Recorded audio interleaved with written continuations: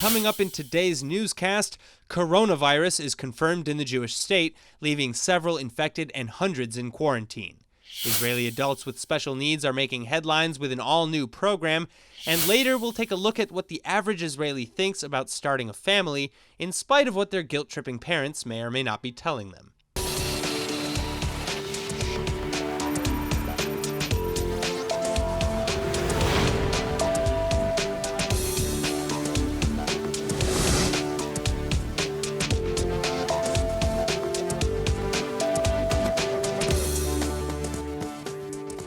It's been a rough weekend here in the Holy Land as more and more cases of the coronavirus spread across the world.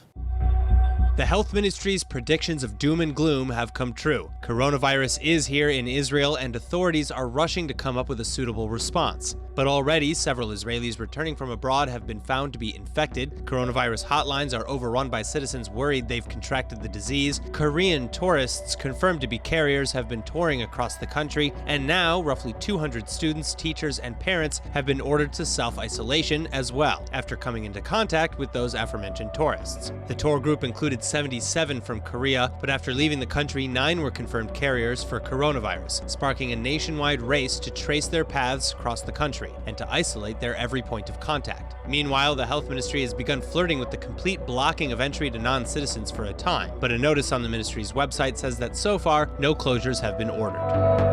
The orders that are still in place include, however, orders to self-isolate if returning recently from China, Hong Kong, Macau, Singapore, and Thailand, as well as to avoid traveling in any such problematic locations for the time being. Then for those who believe that they've already contracted the coronavirus, they are asked to avoid public transportation, but to go to the hospital immediately and to notify the hospital staff of their coming arrival. Now, with all of this coronavirus news in mind, how are relations faring between Israel, China, and other East Asian countries? Well, joining us to discuss is Carice Whitty, the founder and executive director of Signal, or Sino-Israel Global Network, and academic leadership. Thank you so much for being with us. It's a pleasure to have you. Pleasure. Now, what is Sino-Israel think tank? Why is this a necessary thing?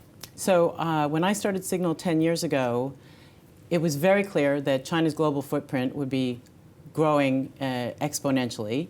And at the time, there were really no relations, no activities between Israel and China. So for example, no tourism, no cooperation between universities, and certainly no policy discussions. So I established Signal in order to help fill that gap.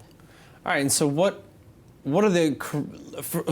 has Signal maybe done in the past 10 years since you've started the company? Right. So since then, we've been working with universities across the country. We do Israel studies programs. We work with both Beijing and Jerusalem on policy issues, bring them together to discuss issues of mutual interest and concern. And I'm very pleased that now we are able to provide papers, background papers, research papers, policy papers for Israel's government on these topics that are so critical, of course, coronavirus being one of them. So, okay, so let's move into the coronavirus now. What is the effect of the coronavirus on the economy, on the society, on the government of China and Israel and the relations therein? Yeah, it's really devastating within China.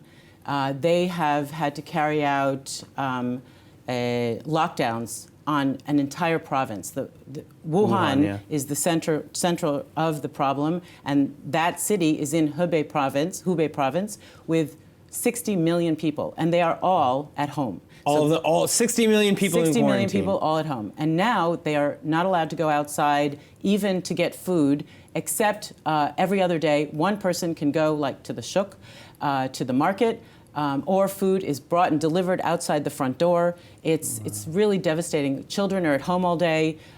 Universities have not started. They're expecting to start late. And it's not only in Hubei province. You have cities like Shanghai with 25 million people, Beijing with 22 million people, also virtually shut down, not to the extent of Hubei, but really very severe limits. You can't drive cars. It's actually quite good for China's carbon footprint. Yeah, so there's one positive thing that we can take away from this. Yeah. So what is Signal maybe doing to help out in this crisis? Right. So every country really wants to be contributing in some way to this epidemic, which is, so devastating for China and obviously spreading out into the world. And in any way that we can, Israel, like other countries, should be and is offering help to China. And in our case, we have tremendous expertise in epidemiology, first responders.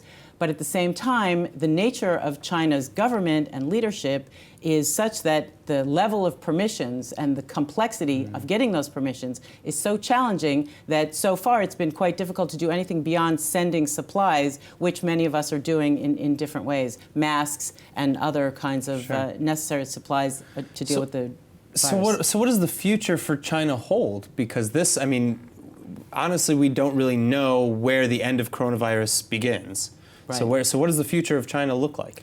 So in the immediate future, we're looking at universities really doing online teaching. And in fact, Signal sends professors every semester to these universities that I mentioned to teach on Israel studies. They give 1 week or 2 weeks of lectures across the country. Obviously, now they can't be doing that. Sure. So what Signal is doing is creating online lectures that we'll be able to keep the flow of the education going in spite of this problem. That's exactly what the Chinese universities are doing. In fact, I'm in touch with many friends and colleagues across the country, and just this morning they were saying to me that they're in the process of preparing their online courses. It's a new challenge for them to teach online. Everyone will be learning from home and teaching from home. That's exactly, that's the process. So it's also been quite good, as you can imagine, for e-learning companies. Sure. That's one of the few areas that Chinese economy has been strengthening. Overall... So is this kind of how China is going to get back to normal, by really adapting to this issue? I don't think it's adapting in the short term. Getting back to normal, factories are working at best 40%, except for those factories that have to do with supplies for coronavirus, which are working at 100% already.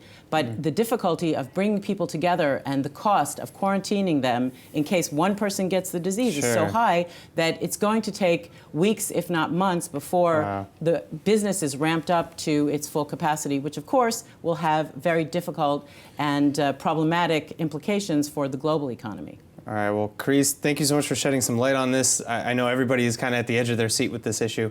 We'll have to see where this goes. Thank you so much again. It's been a pleasure. Thank you. All right, moving on. Is Israel heading to fourth elections? Well, as much as we hope the answer is no, polls across Israeli media outlets seem to be saying otherwise. With less than 10 days to go ahead of Israel's third consecutive elections on March 2nd, anything can happen.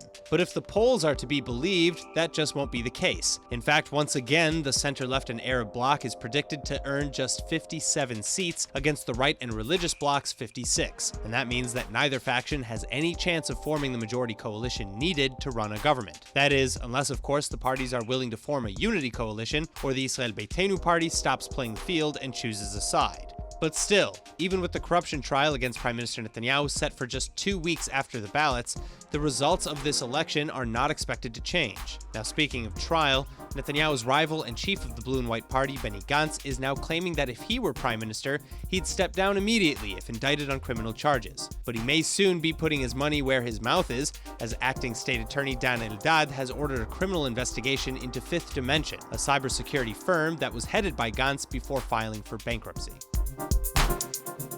And now here with more on the latest updates in Israeli politics, we have Dr. Martin Sherman, the founder and executive director of the Israel Institute for Strategic Studies. Dr. Sherman, thank you so much for being with us. Now, let's start with the Fifth Dimension, the cybersecurity company that was under the leadership of now Blue and White Chairman Benny Gantz, that filed for bankruptcy and is now actually under criminal investigation. Is this another example of a politically motivated a search, the sort that Netanyahu has been saying has been filed against him, or is this something true? And how is the electorate supposed to know the difference? Well, I think any objective observer would think that this is the fact that it's taken so long is testimony to the politicization of the law enforcement establishment here, because on the face of it, there seem to be clear criminal violations here, misrepresenting the company, representing how long it's been in existence, misrepresenting what clients it has. So, if anything, it seems to raise the question: why wasn't this raised earlier? Well, the thing is that we know that this was raised earlier, and it takes a little bit of time to create an investigation in order to announce it. But the fact is, why was the investigation delayed so long when there are apparently real criminal transgressions here as composed to the choreographed coup against Netanyahu. Well, so could it not be argued then, devil's advocate, couldn't it be argued that these allegations, the announcement of these investigations publicly, the way that they're being announced right now, is exactly political against Gantz, especially given the timing? Because Gantz, up to now, hasn't been, for some reason, isn't under suspicion, which in itself seems suspicious. That's not clear. Well, up until now, he hasn't been named as a suspect, which in itself is suspicious. He's named as a character witness, because just imagine a company that's about to promote a 50 million shekel deal, and that doesn't come to the board of directors, which Gantz was the head of.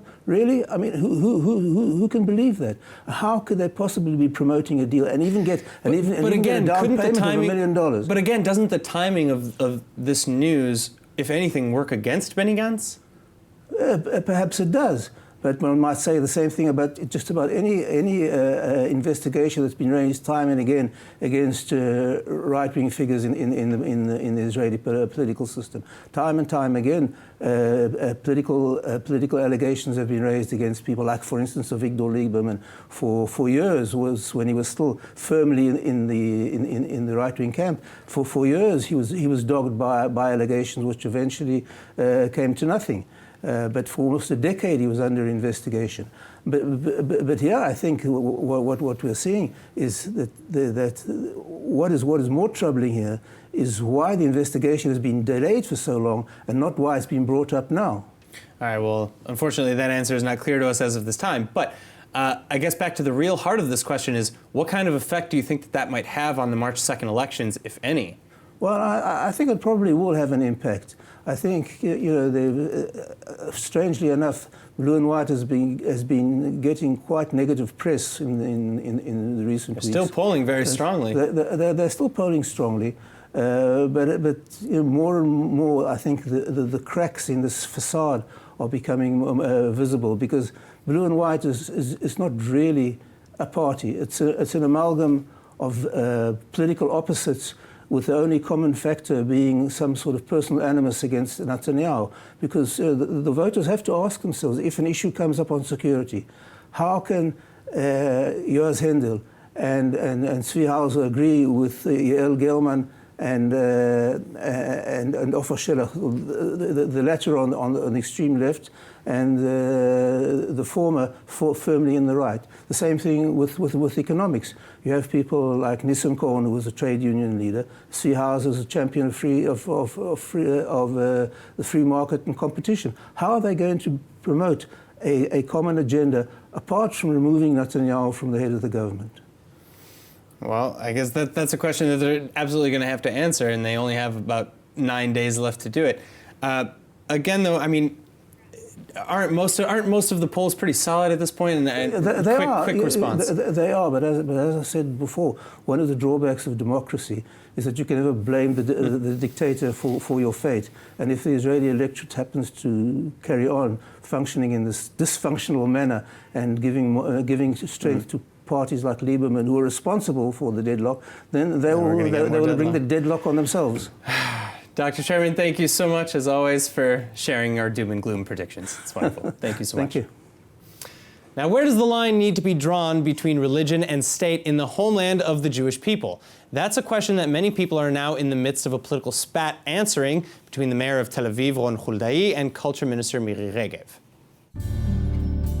Want to pray? That's totally fine. Just make sure you're not doing it at a stall within 100 meters of a public building that serves minors in Tel Aviv. That's the decision that was implemented by the Tel Aviv municipality last month, who claim they've received numerous complaints about the placement of various types of religious stalls outside of schools and public buildings. Many of these stalls invite men to pray and put on tefillin, and are run by religious movements like Chabad. Tel Aviv Mayor Ron Huldai says he's not against these stalls and that they can continue to function in Tel Aviv, as long as they aren't placed next to schools. Some non-religious Jews have complained about the stance as intrusive and as an attempt to make their children more observant against their parents' wishes. Well, Culture Minister Miri Regev has come out against the Tel Aviv mayor, claiming that he's forbidden the wearing of tefillin in Tel Aviv as a whole, and that he's essentially going against Israel's identity as a Jewish state. The mayor's response? Well, Huldai is demanding an apology for her false statement or 100,000 shekels in compensation in a lawsuit that accuses her of libel. Speaking of schools, the United Kingdom is now reviewing its planned 2020 donations for the Palestinian school system over the Palestinian Authority's continued support for terrorism and martyrdom in its curriculum. Over the past 5 years, the UK has given nearly $430 million US in aid to UNRWA, or the UN's Palestinian Refugee Agency. And this year, Britain is pledging yet another $84 million US, nearly 2/3 of which is set for Palestinian schools across Judea and Samaria, or the West Bank, and Gaza. But new reports show that despite numerous calls for change over the years, PA textbooks continue to be central sources of incitement to terror against Israelis and Jews. In fact, hatred for Israel and violence against Israeli citizens is worked into every aspect of Palestinian learning, from science and social studies, and all across all age groups.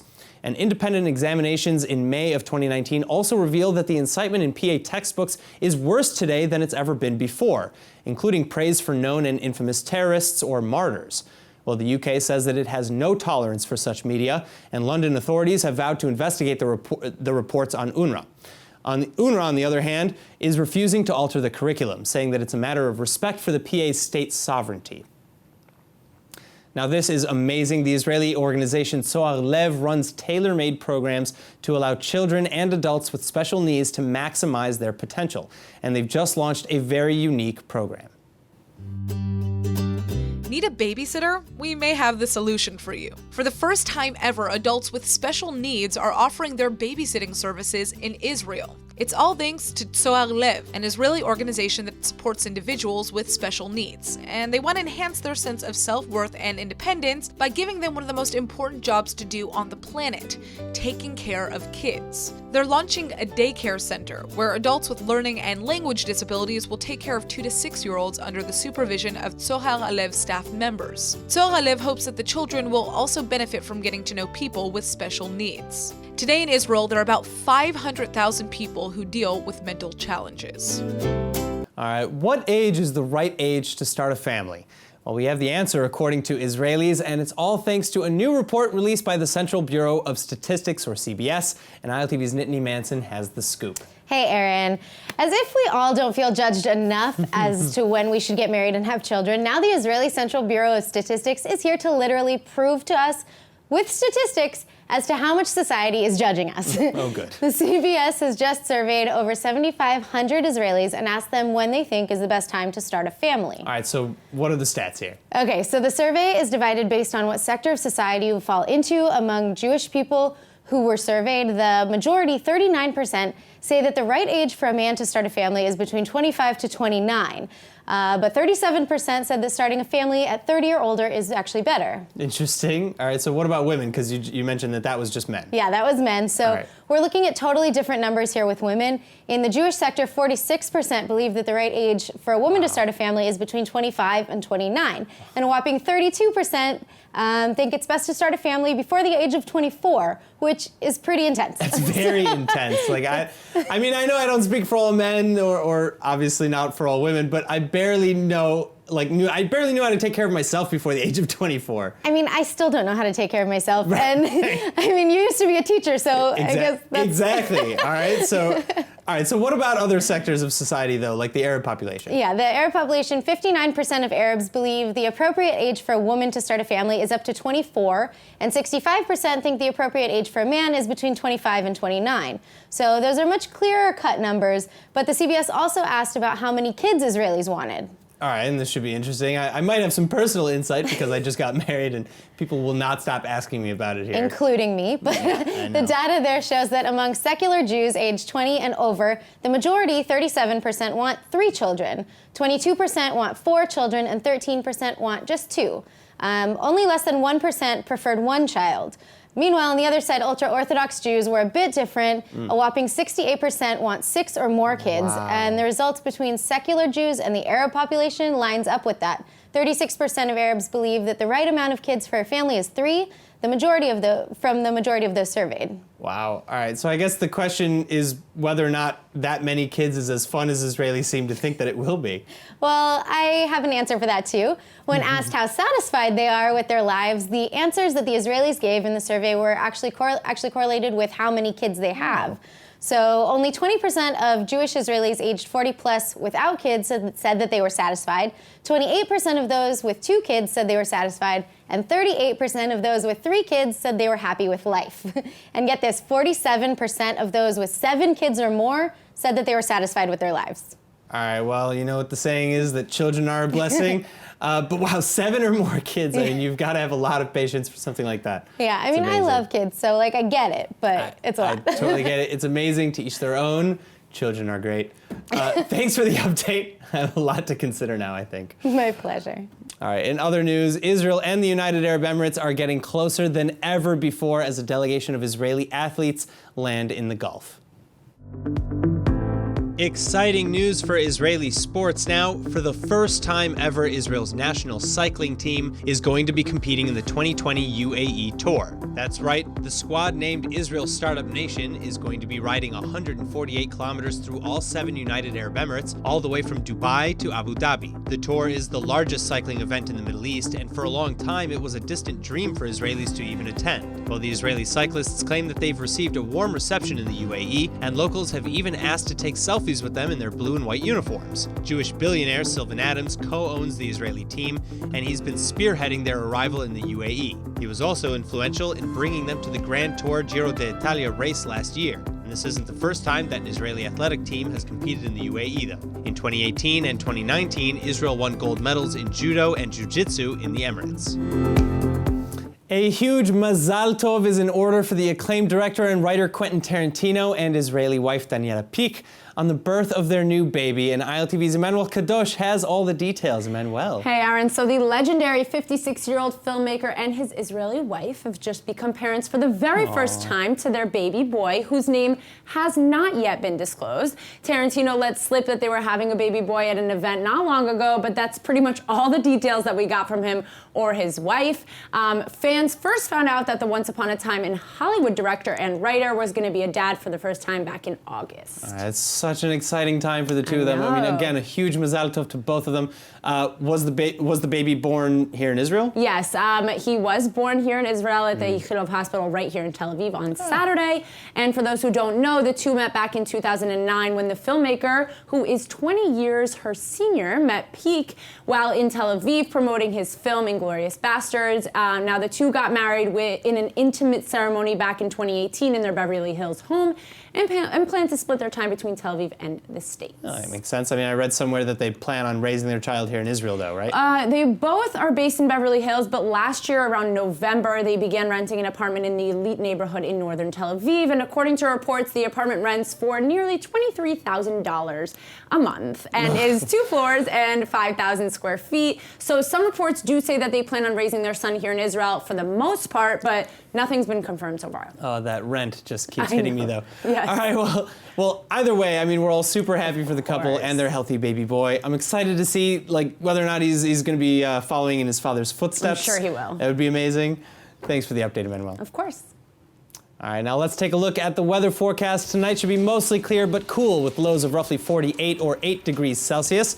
Then tomorrow you can expect partly cloudy skies and very little change in temperatures. The high will be about 63 degrees Fahrenheit or 17 Celsius.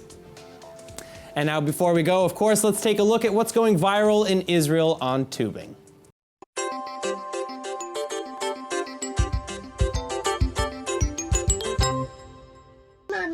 אמא לא אמרה, סתם אומרת.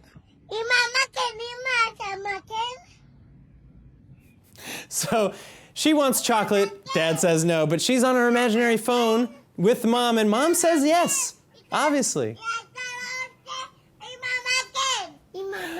אמא לא אמרה, Now, of course, everyone is already imitating this now very viral video.